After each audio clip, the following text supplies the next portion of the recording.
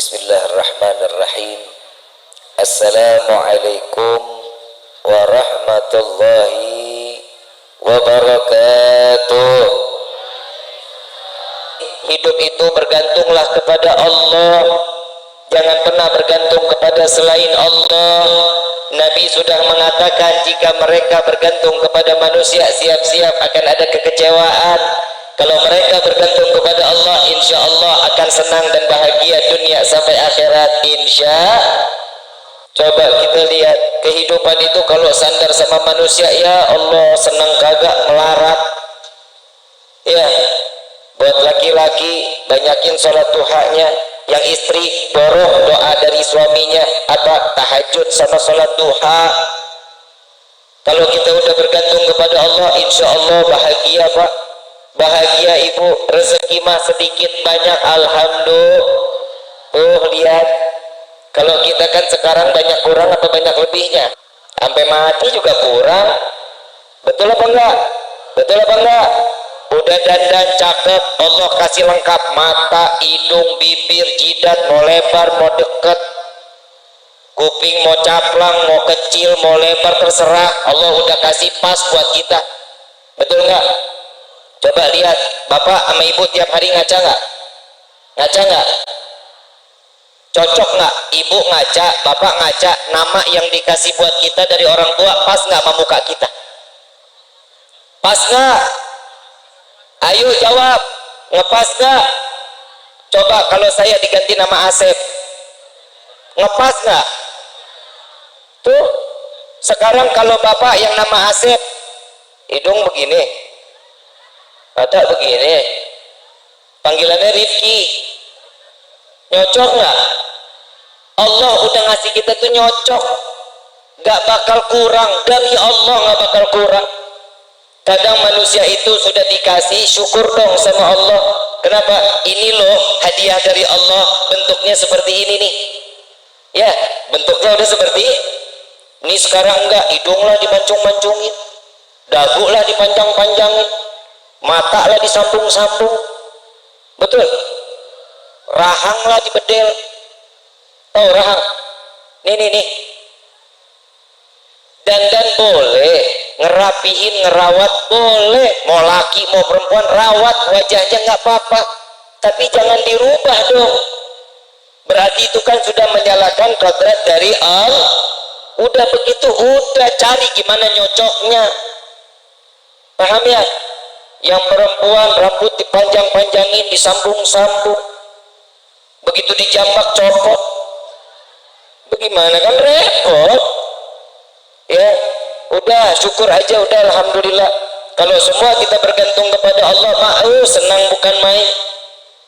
Ada salah satu kisah, ada anak daripada Sayyidina Abdullah bin Umar bin Khattab radhiyallahu anhu wa radahuma. Beliau ini yang bernama Salim.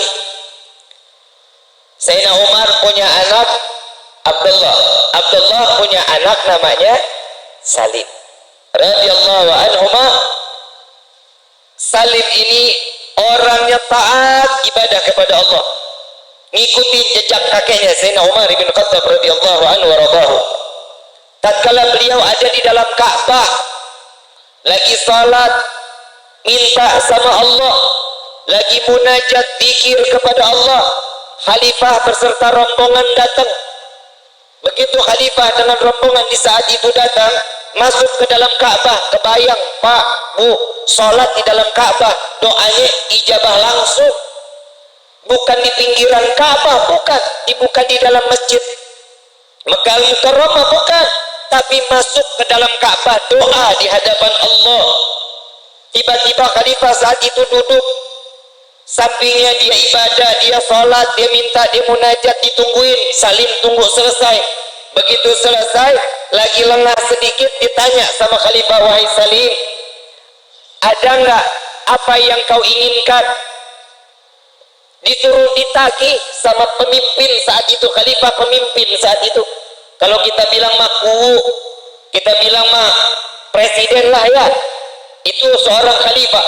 Ditanya mau apa, ada hajat apa bilang kepadaku, katanya. Jawaban Salim, apa jawabannya? Engkau nggak malu wahai khalifah menanyakan kepadaku apa hajatku, sedangkan aku sedang di dalam rumah yang setiap kali apa yang aku minta diberikan oleh Allah. Ketampar nggak tuh khalifah? Ketampar, bukan main lah. Minta seorang manusia ngasih sesuatu, nagih, dikasih, ditawarin, ditolak, sedangkan ini ada di dalam rumahnya Allah. Khalifah sadar, oh memang nggak pantas karena saya ngasihnya ada di dalam Ka'bah. Ya udah, tunggu Salim sampai keluar Ka'bah. Begitu Salim keluar Ka'bah, dikejar sama khalifah. Wahai Salim, minta kepada kami, apa hajatmu, minta kepadaku, kata. Ditanya lagi Mas Salim, ini urusan dunia, urusan akhirat. Urusan dunia dong, kalau akhirat mah saya nggak mungkin, katanya. Oh urusan dunia, maaf, urusan dunia aku minta kepada yang memiliki dunia, aku nggak pernah minta urusan dunia kepada yang pemilik dunia. Apalagi aku meminta kepadamu, makhluk hamba yang tidak memiliki dunia. Simak baik-baik pertanyaan ini. Paham ya? Kalau dia Salim tidak pernah meminta kepada Allah urusan dunia, bagaimana seorang Salim meminta urusan dunia kepada hamba yang bukan memiliki dunia? Dari kisah ini ambil kesimpulan, Salim tidak pernah meminta selain kepada Allah. Yang pantas untuk memberikan pertolongan hanya, maka setiap manusia jika bersandar kepada Allah, jaminan di dalam kehidupannya dunia wal Rabbana atina fid dunya hasanah wa fil akhirati wa qina adzab. Tuh Nabi juga udah ngajarin doanya. Semua kan tergantung bagaimana kita. Coba model kayak kita, Pak Kuwo datang mau hajat apa, dana desa udah turun apa belum? Soklah bagi dua. Salim mah kagak. Coba urusan dunia dia nggak pernah minta sama Allah. Coba kalau kita urusan dunia minta akhirat, pernah kita minta sama Allah? Woi, pernah minta urusan akhirat sama Allah? Kapan? Kalau lagi sakit. Betul. Padahal Allah udah kasih tanda lewat Nabi Muhammad SAW. Setiap manusia jika bergantung kepada Allah, kematiannya pun aman. Kenapa? Udah dikasih tanda-tanda sama Allah lewat Nabi Muhammad. Gigi copot, tanda mati. Yang ompong. Gigi copot, tanda mati. Yang kedua, kulit ditarik, lama baliknya. Apa namanya tuh? Keriput. Teot. Kempot, iyalah begitu. Itu tanda mati. Mulut nggak ada rasa, pahit. Bukan corona, bukan. Tanda mati. Pernah mulut pahit? Pernah ngerasain nggak enak mulutnya? Tanda mati. Hahaha. Orang dikawarin dikasih tahu tanda mati di sini mah pada senang, orang derajat 5 mang ahli sorga. Tapi bohong.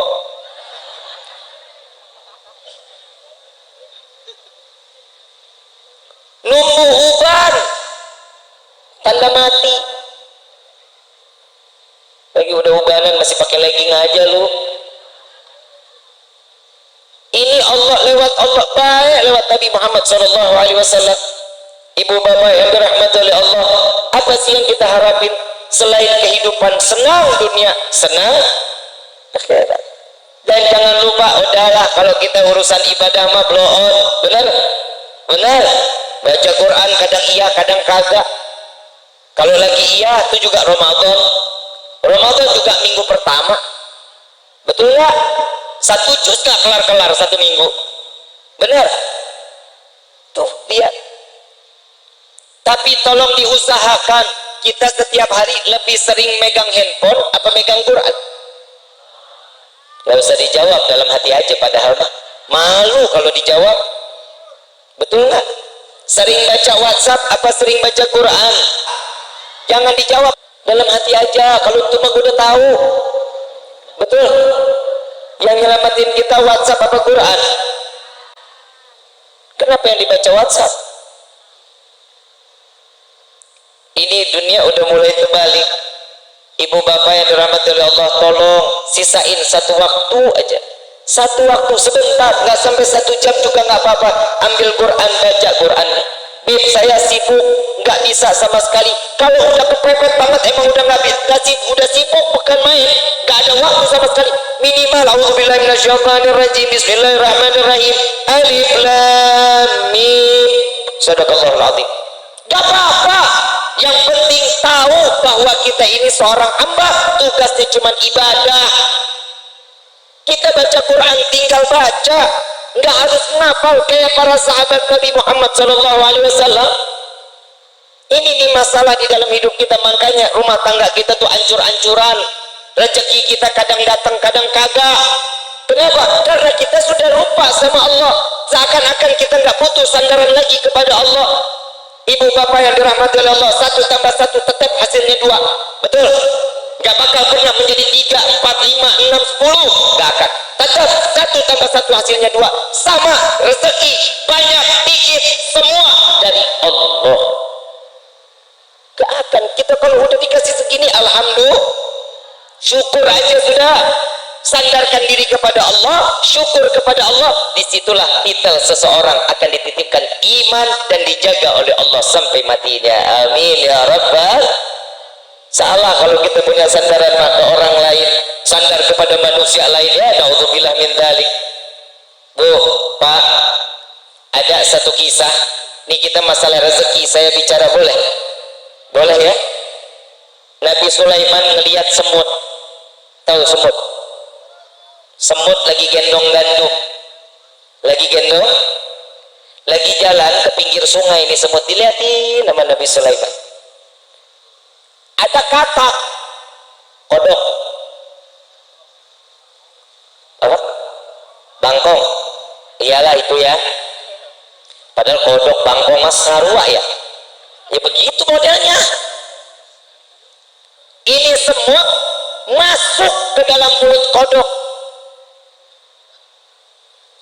Gak lama setelah dimakan, semut ini masuk ke dalam mulut kodok, kodok nyemplung ke dalam sungai. Enggak lama keluar lagi. Begitu keluar, semut keluar dari mulutnya, jalan tanpa bawa gandum. Nabi Sulaiman tanya, semut, habis dari mana? Habis ketemu kodok. Gandumnya kemana? Udah dititipin buat cacing yang di dalam sungai. Atas perintah siapa? Allah memerintahkanku untuk membawa gandum sampai aku masuk ke dalam mulut kodok, masuk ke dalam sungai. Semut mana bisa berenang?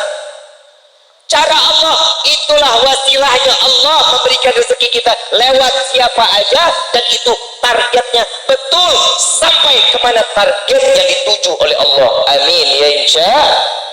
Tuh cacing, binatang yang ada di dalam sungai persis rezekinya dengan aturan Allah. Betul apa enggak? Masa kita kalah sih sama semut? Semut aja dapat perintah, begitu dapat perintah oleh Allah bawa gandumnya kepada cacing, tahu kodok udah siap, cacing tinggal makan. Masa kita manusia punya akal, punya hati, punya pikiran, punya perasaan, kita nggak bisa ngejalanin kehidupan kita hanya rezeki, hanya bergantung kepada Allah? Ada satu kisah lagi, semut diambil sama Nabi Allah Sulaiman. Ditanya, wahai semut, setahun makananmu seberapa banyak? Kata semut, 1 butir gandum untuk 1 tahun. 1 butir gandum untuk 1 tahun. Diambil semut ini, dimasukin ke toples, dikasih gandum 1 biji. Sampai 1 tahun dilihat itu gandum masih sisa setengah. Gandumnya sisa setengah. Begitu sisa setengah, Nabi Sulaiman tanya, wahai semut, katanya ini gandum habis dalam waktu 1 tahun. kok sekarang sudah setahun masih ada setengah? Wahai Nabi Allah Sulaiman, jika aku di luar dari toples ini, pergantunganku kepada Allah, Allah memberikan rezekiku kepadaku banyak, tidak akan pernah terhingga. Tapi saat ini rezekiku tergantung daripadamu, aku sisakan setengah ini. Aku khawatir tahun yang akan datang engkau lupa memberikan rezeki kepadaku, kata semut. Nabi Sulaiman minta ampun kepada Allah bahwasanya tidak ada rezeki yang paling luas untuk diberikan kepada setiap hamba kecuali Allah. Masa kita kalah sama semut? Semut aja sadar yang bagi rezeki siapa. Di dalam kitab Tauhid, di dalam hadis qudsi Allah Subhanahu wa taala mengatakan, seberapa banyak hambaku dikumpulkan di tanah lapang dari zaman Nabi Allah Adam sampai akhir zaman, baik itu manusia, baik itu jin, baik itu binatang, semua meminta rezeki kepadaku, aku akan berikan sebagaimana aku celupkan jarum ke dasar lautan, lalu aku lepaskan kepada mereka, semua mendapatkan rata di dalam rezeki yang dia inginkan. Jadi salah kalau kita tergantung sama manusia. Allah Rabbul Alamin, semesta alam ini diciptakan oleh Allah, rezeki kita sudah diatur oleh Allah. Nih Sona, dari mulai lahir kekayaannya 14 triliun. Amin. Lu buat saudara aja nggak mau lu amin lu. 14 triliun dari mulai lahir sampai mati. Jadi malah didiemin, Sona parah ya keluarga lu ya, jahat lu dia lu. 14 triliun sampai mati ya segitu, nggak bisa lebih. Mau dipaksa lebih nggak bisa, ya tambahin 1 perak nggak bisa. Makanya hidup kudu syukur ini nih. Kalau dapat sedikit alhamdulillah, dapat banyak alhamdulillah, dan jangan lupa setiap rezeki yang diberikan kepada kita ada rezeki orang lain dari tangan tuh. Berbagi sedekah, banyakin sedekah. Mau kaya sedekah, bukan judi online. Ada yang ngomong sama saya, Pak, di TikTok, Habib, saya main judi slot, judi online, pakai foto ulama boleh apa enggak? Saya jawab, ya jangan dong, masa pakai foto ulama? Dikirimin ternyata foto gua yang dipakai. La ilaha illallah. Lah kan jadi fitnah ini, Habib Rifki main judi slot katanya. Maksudnya apa nih pakai foto saya? Jangan dong. Bukan biar kena terus bisa berkah rezekinya ya. Haram ya haram. Judi nggak ada yang ngejanjiin jadi kaya, nggak ada. Judi nggak bakal bisa ngebuat kita jadi kaya, nggak bakalan. Sekali kena, ya. 2, 3, 4 miskinkan oleh Allah. Na'udzubillahi min. Nah, tuh jadi ya. Yang jelas saya udah nyampein yang judi haram, betul. Insya Allah kita nggak bakal ngejalanin lagi lah. Udahlah, main ngecak nomor apa namanya, togel nomor dicakin lah. Masa gara-gara nomor dapat duit? Tuh hati-hati ya, jangan. Udah rezeki pasrahin sama Allah. Mau kaya udah ada jalannya. Sholat duha 2, 4, 6, 8, 10, 12 tuh jalanin. Selesai lihat doanya, ya Allah jika ada rezeki yang kami yang dari atas turunkan, yang jauh, yang di bawah tanah keluarkan. Ini loh minta kita paksa Allah untuk memberikan rezeki buat kita. Nih saya sudah baca Waqiah, udah saya sholat duha, udah baca surat Ibrahim. Begitu baca surat Ibrahim minta munajat kepada Allah biar dikasih keberkahan dalam rezeki. Setelah itu baca apa? Nabi datang juga rezeki, baca surat Hajj, minta sama Allah biar diberkahin lagi rezeki kita untuk bisa menjalankan ibadah umrah dan haji. Amin. Masih enggak juga baca surat Tanah. Memang gue salah. Baca surat Tanah juga, rezeki pasti bakal datang. Lah itu kan wasilah, betul, wasilahnya. Tapi yang pertama ikhtiar. Tawakal kita boleh. Tahu nggak sih Bu, Pak, ikhtiar ini kan kita wajib, betul. Selain kita hanya kepada Allah, ikhtiar itu diperlukan di dalam hidup kita. contoh, bapak ibu punya motor, ya, motornya nggak dikunci, kuncinya ditempel, paham ya, kuncinya ditempel, ditinggal, udah saya tawakal kepada Allah, itu namanya tolol. Begitu keluar hilang, emang Allah tugasnya jagain motor lu lah, ikhtiar taruh motor depan rumah, kunci setang, pasang gembok, kalau hilang ya takdir. Kenapa? Itulah gunanya ikhtiar. Semua tawakal lagi kepada Allah. Sama nih, hati-hati ya Bu Pak, nih kadang kita suka kafir tanpa sepengetahuan. Bapak ibu pernah sakit, cuman gara minum obat, obat disanjung-sanjung luar biasa. Kemarin lu tahu nggak, kepala gue sakit banget sampai pengen pecah, hanya minum obat ini, wah sehat gua. Nah itu kafir tuh. Hati-hati, yang ngasih penyakit siapa? Yang nyembuhin siapa? Jangan lupa baca alhamdulillah. Saya kemarin sakit kepala, begitu saya minum obat ini, alhamdulillah sembuh. Bawa tetap nama Allah, nggak ada obat nyembuhin kita, itu wasilah, paham ya? Jangan semua udah ini berkat ini berkat, nggak ada begitu. Semua Allah yang punya aturan, Allah yang kasih penyakit, Allah yang angkat penyakit kita. Kalau Allah kasih penyakit buat kita, sabar. Kenapa? Karena di situ Allah pengen nguras dosa kita. Amin. Tuh kan disuruh lagi. Ibu bapak yang dirahmati oleh Allah, kalau sudah sandaran kita kepada Allah, yakin kita kepada Allah, maka pertolongan Allah akan tetap datang kepada kita, insya Allah.